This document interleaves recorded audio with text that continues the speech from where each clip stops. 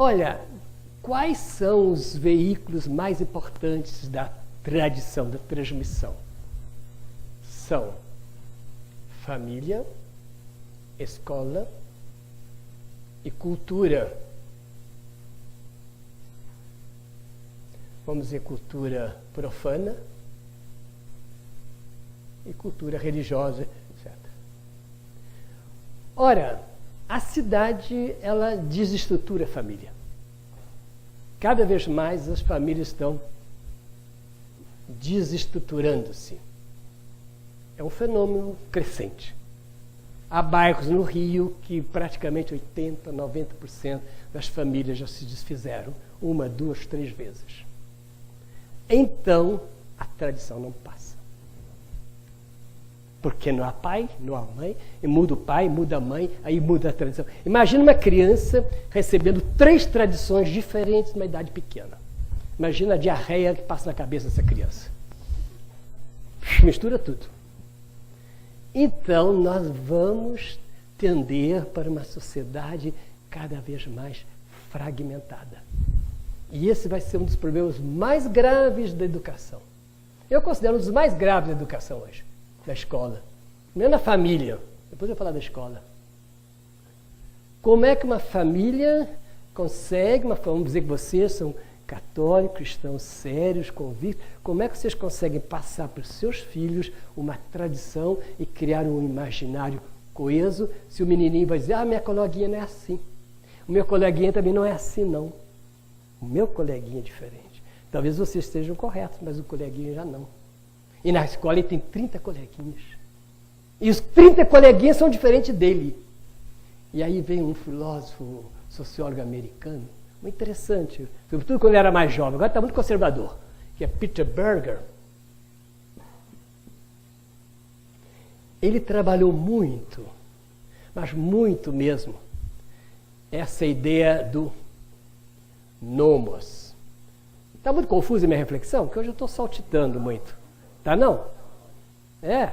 Talvez eu fique com medo de não ser claro. Ele diz o seguinte, nós precisamos de pontos de referência. Vou começar pelo trânsito. Se você vê aquela seta indicando, você vai naquela direção. Você vê um sinal vermelho, você para o carro. Você vê um sinal verde, você atravessa. Vamos chamar isso nomos, lei, regra. Nomos, regra. Você chega numa casa, encontra um homem e uma mulher juntos, você logo pensa, é o pai, a mãe, o esposo. A esposa é nomos. É a regra. Ele diz que nós necessitamos disso para existir, como seres sociais. Você quer enlouquecer uma pessoa, enlouquecer mesmo, no sentido real da palavra, modifica o nomos. Vermelho pode entrar carro, o verde você tem que parar, o amarelo você apita, buzina, você saltita. Em pouco tempo a cidade enlouquece, porque ela não tem nomos. Ele diz, o ser humano não resiste a uma sociedade anômica, sem normas, sem leis. Ele enlouquece no sentido físico da palavra.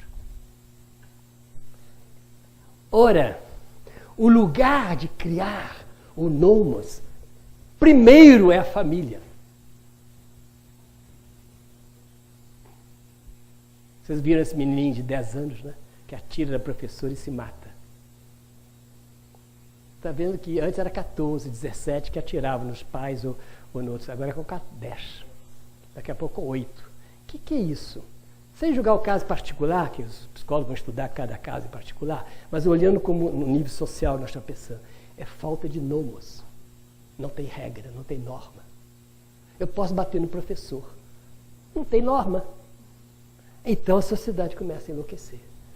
Então, nesse sentido, a cidade bombardeia terrivelmente as tradições. Então, em geral, uma religião muito tradicional como a católica, como religião, tende a diminuir. Tranquilo. Não tem perré, pode pregar papo quem quiser. A Igreja Católica, enquanto uma igreja muito nomática, com muito nomos, muita regra, ela tende a diminuir. E eu basta ver a estatística do IBGE. Éramos 90 e tantos, somos 60 e poucos agora. Não estou inventando nada. E vai diminuir.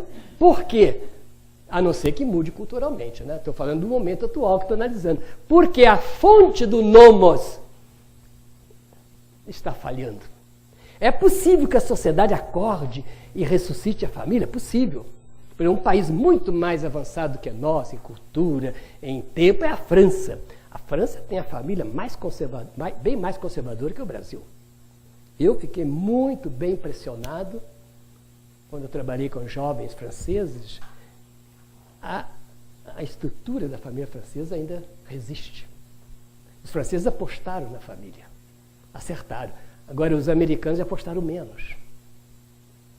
Então, as famílias em que não, os países que apostaram na família, eles têm mais lastro para continuar. Os países que estão permitindo que a família acelere rapidamente seus processos de transformação, de pluralidade, eles estão perdendo esse nome e estão se fragmentando. E quando você fragmenta, você não sabe mais o que fazer. A escola, outra coisa importante. Até outro dia, quando eu falava da greve dos professores, que uma professora falou na missa, eu me lembro que os meus colegas alemães diziam que o professor de escola primária na Alemanha tem o prestígio de um ministro, é estimado quase como um ministro de Estado. Tal é o respeito que a família tem para o professor de curso primário, e muitos são homens. Não é que no Brasil só um mocinho, menininha, que ainda apenas acabou de formar, nem formou, já é professor. Lá não. Professor de curso primário, muitas vezes eram senhores circunspectos e eram estimadíssimos pelos pais, pela sociedade. É o nomos, é o imaginário. Para nós, professor secundário, primário, despreza as professorinhas do curso primário, como fosse nada. Isso é imaginário. Imaginário muda, conforme o país. Então, a escola também ela está cada vez mais sem nomos, anômica. E, sobretudo, as escolas estaduais. Quando eu estudei no colégio estadual, era considerado o melhor colégio de Belo Horizonte. Melhor colégio de Belo Horizonte. Deixar todos os particulares para trás. Era o colégio estadual. Por quê? Porque o nomos a escola era uma escola que conseguia passar para os alunos num certo processo unificador. Agora, o que talvez mais desestrutura é a mídia. Então, a tradição praticamente ela não tem quase valor, porque a mídia ela produz cada dia uma coisa nova. E a força, porque a única maneira dela segurar as pessoas na novela é se trouxer uma novidade. Ninguém vai ver uma novela de 20 anos atrás, a não ser para Buzeu. Mas por quê? Ela tem que inventar. E tem que inventar coisas muito na frente. Um tipo de família, um tipo de relacionamento que ninguém ainda nem pensou, ela já joga. Então, realmente, os nomos começam a desaparecer. E, nesse sentido, cada vez mais a tradição se desfaz e a substitui uma contínua inovação, uma contínua modificação. Contínua, sem parar. E, portanto, desestruturante. E as tradições tendem a desaparecer. Pois não. O meio de comunicação abre uma condição de possibilidade que o suicídio era uma alternativa. Exato. No caso, né? Então, as crianças começam a imaginar agora. Imaginaram abrir o suicídio. Eu tenho que acabar de terminar com a minha vida. É uma possibilidade. As pessoas vão chorar, vão olhar para a minha crise, para a minha carência e vão dar atenção. Você seguiu o cara daquele menino lá de São Paulo? Sim, aquele que estava sendo tratado psicanaliticamente. Esse caso foi veiculado em uma das grandes revistas, não sei se foi Isto É. Até eu sabia de qual o nome do menino. Um rapaz tinha 14 anos, mais ou menos. Foi em São Paulo, uns 2 anos atrás. Foi um dos maiores psicanalistas de São Paulo que tratava desse menino. E ele estava em uma família boa, ajustado. Ele estava se recuperando, estava estruturante, né? E um belo dia ele abre no site e vê suicídio. Abre o site, suicídio, e suicida-se. Aquele salto que a psiquiatria estava segurando, com remédio, etc., o site fez que desse o pulo. E suicidou-se. É isso que você falou. Herói, bonito, suicidar. E a voz dizia, tira, a vida não tem sentido, mate você mesmo. Não tenha medo, não. incentivando o suicídio. Até esse psicanalista ficou furioso. Por que esse que falou não suicidou antes de falar?